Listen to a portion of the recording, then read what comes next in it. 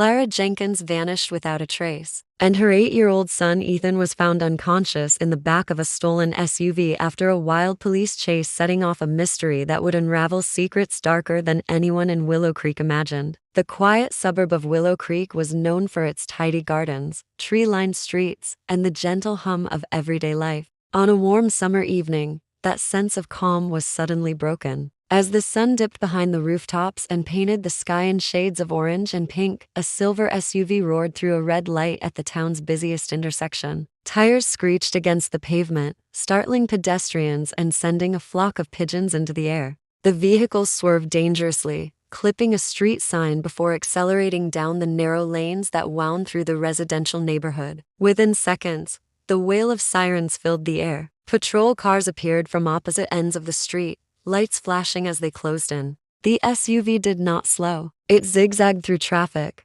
narrowly missing a school bus and skidding around a corner so fast that sparks flew from the rims. Residents peered through curtains and stepped onto porches, their quiet evening interrupted by the chaos. Children playing in a nearby yard were hurried inside by anxious parents, their games forgotten as the chase thundered past. Officers radioed rapid updates to one another, their voices sharp with urgency. Every intersection posed a new risk, every turn a potential disaster. The driver showed no sign of stopping, as though the flashing lights behind them were a distant nuisance rather than an immediate threat. Roadblocks were quickly organized, but the SUV darted through side streets, seemingly familiar with every shortcut. Streetlights flickered off and on as dusk deepened, adding an eerie glow to the pursuit. The chase stretched into the outskirts of town, where the houses thinned and the roads grew rough. Gravel crunched under the speeding tires as the vehicle veered onto a barely visible dirt path leading into dense woodland. Police cars followed,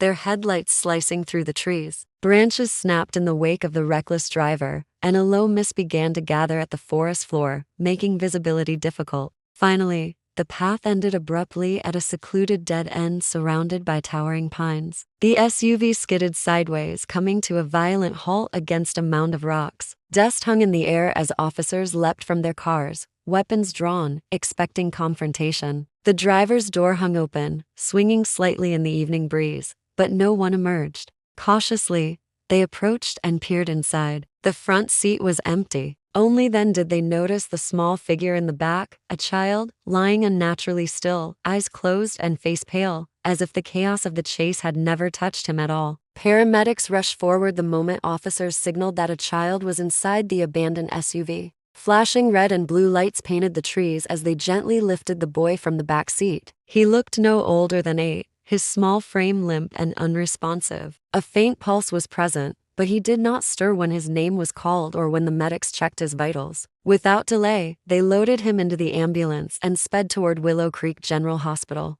The sound of the siren faded into the night, leaving officers with a silent, unsettling scene. Detectives began combing through the vehicle for any clue about the driver. The SUV was registered to Clara Jenkins, a local resident known for her work as a school librarian. Neighbors had often described her as warm and dependable, someone who never missed a morning greeting. Yet there she was missing, with her vehicle at the center of a dangerous chase. Officers immediately tried contacting her, but calls went straight to voicemail. The absence of any sign of Clara made the discovery even more disturbing. Inside the vehicle, the glove compartment held nothing more than a few children's toys and a crumpled receipt from a grocery store visited earlier that day. The front seats bore smudged fingerprints that did not match Clara's prints on record. Strangely, the driver's seat was pushed far back, suggesting someone much taller than Clara had been behind the wheel. On the floor, a faint scent of cologne lingered, unfamiliar and sharp. Back at Clara's home, investigators found no forced entry. The front door was locked, and the house was neat and orderly.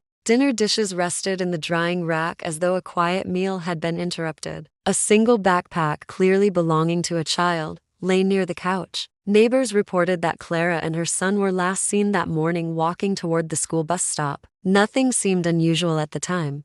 As detectives pieced together the timeline, questions multiplied. Who had taken the SUV? And how had Clara disappeared without anyone noticing? Was the child discovered in the back seat her son? And if so, where had she been during the chase? The mystery deepened with every passing hour, and the once quiet suburb now buzzed with fear and speculation. Each unanswered question pointed towards something far darker than a simple stolen vehicle. Investigators worked through the night, determined to uncover how a peaceful summer day had turned into a dangerous pursuit. The silver SUV was towed to the crime lab for a detailed examination. Technicians dusted every surface, photographing footprints on the dusty floor mats and lifting fingerprints from the steering wheel and door handles. None of the prints matched Clara Jenkins, her son, or anyone in the local database. Whoever had driven the vehicle seemed to have no immediate connection to the family, adding another layer of confusion. Detectives turned their attention to traffic cameras along the chase route. Hours of footage revealed a surprising detail. Earlier that afternoon, a different car, a dark blue sedan, had been abandoned in a shopping center parking lot. Security footage captured a tall figure exiting the sedan and entering Clara's SUV. The person wore a baseball cap pulled low and gloves that hid their hands. Although the camera angle obscured the face, the images confirmed that the SUV was taken deliberately, not at random. Inside the SUV's trunk, investigators found a child's backpack. Nestled among the school supplies were Clara's wallet, cell phone, and house keys. The discovery ruled out the possibility that she had willingly given up her belongings. It also hinted that she might have been taken before the vehicle was stolen. Forensic experts analyzed the backpack for DNA and discovered faint traces of an unknown individual, further suggesting an outside force at play. Meanwhile, hospital staff delivered a critical update. The boy, identified as Clara's 8-year-old son, Ethan, remained unconscious but stable. Blood tests revealed a mild sedative in his system, likely the reason for his unresponsiveness during the chase. The dosage was enough to keep him quiet but not enough to cause lasting harm. This revelation shifted the investigation from a case of reckless driving to a suspected kidnapping and chemical restraint. Detectives retraced Clara's last known movements. Morning witnesses recalled her walking Ethan to the bus stop and then heading toward her usual grocery store. Surveillance footage confirmed her presence there, carrying a shopping basket and chatting briefly with a cashier. After leaving the store, she seemed to vanish. No further sightings or camera footage placed her anywhere in Willow Creek. As night turned to dawn, the evidence pointed toward a carefully planned crime. Someone had tracked Clara's routine, intercepted her, and taken her vehicle with Ethan inside. The motive remained a mystery, but investigators agreed on one unsettling truth. Whoever orchestrated the abduction was methodical and still at large, watching their every move from the shadows. Detectives followed the trail of the dark blue sedan with mounting urgency. Records from the license plate revealed it belonged to a local rental company. When officers contacted the agency, employees explained that the vehicle had been rented 2 days earlier under the name Daniel Rhodes, but the provided identification turned out to be counterfeit. Payment had been made with a credit card registered to Clara Jenkins, adding a chilling twist. Whoever took Clara had access to her personal information before the chase even began, suggesting a calculated plan rather than an impulsive crime. Security footage from the rental lot offered another clue. A tall figure wearing a hooded jacket returned the sedan late in the evening, moving with deliberate caution.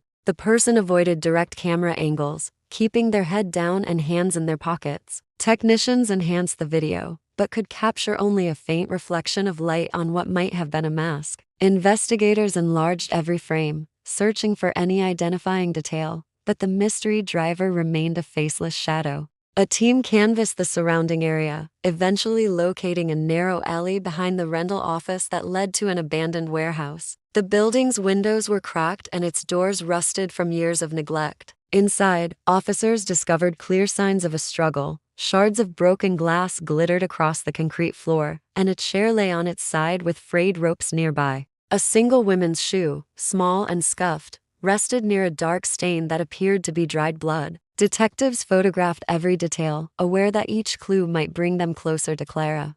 In one corner, a discarded strip of duct tape clung to the floor, its adhesive side covered in fine strands of hair. Forensic teams collected it carefully, hoping to match the DNA. Near the exit, officers noticed a faint, muddy footprint, larger than Clara's and angled as though someone had left in haste. Outside, a motion-activated security camera mounted on a nearby pole provided a final piece of evidence. Though the image was grainy, it captured a figure leaving the warehouse after midnight, carrying a large duffel bag and wearing a reflective mask that distorted their face in the dim light. The discovery of the warehouse shifted the investigation from a local mystery to a potential abduction with dangerous intent. Every clue pointed to someone methodical, someone who had studied Claire's routine and executed a plan with unsettling precision. Detectives prepared for the possibility that the kidnapper was still close by, watching and waiting for the next move. 2 tense days passed before a breakthrough came from an unexpected source. A fisherman exploring the remote marshlands several miles outside Willow Creek reported seeing smoke rising from a cluster of trees near a narrow inlet. The location was difficult to reach by car and hidden from the main road,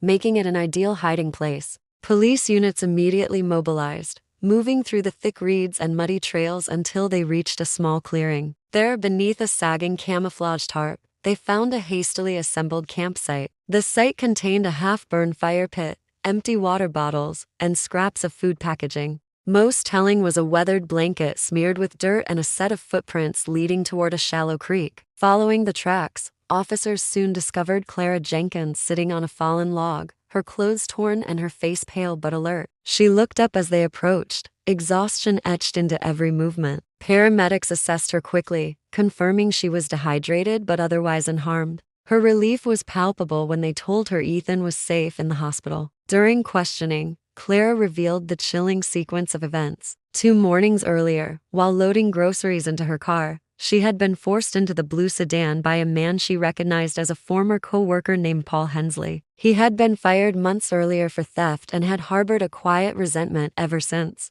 Paul accused her of ruining his life and believed her extended family would pay a large ransom to secure her return. He took her phone, wallet, and keys, using them to rent the sedan and later steal her SUV, which still held Ethan after school. Clara had tried to fight back, which explained the broken glass and signs of struggle at the warehouse, but Paul threatened to harm her son if she didn't comply. Paul's plan unraveled when the police chase began. Afraid of being caught, he sedated Ethan to keep him quiet and abandoned the boy in the SUV before escaping into the night. He forced Clara to hike through the marshlands, intending to move her farther away once the search cooled down. His mistake was leaving the campsite to gather supplies. Based on Clara's description, officers launched a manhunt that evening. By dawn, they located Paul hiding in a nearby cabin stocked with food and stolen supplies. He surrendered without resistance. Clara and Ethan were reunited at the hospital, their ordeal finally over. Yet the quiet town of Willow Creek would not soon forget the night when a stolen SUV, a relentless chase, and a mother's courage exposed a carefully plotted crime hidden in plain sight.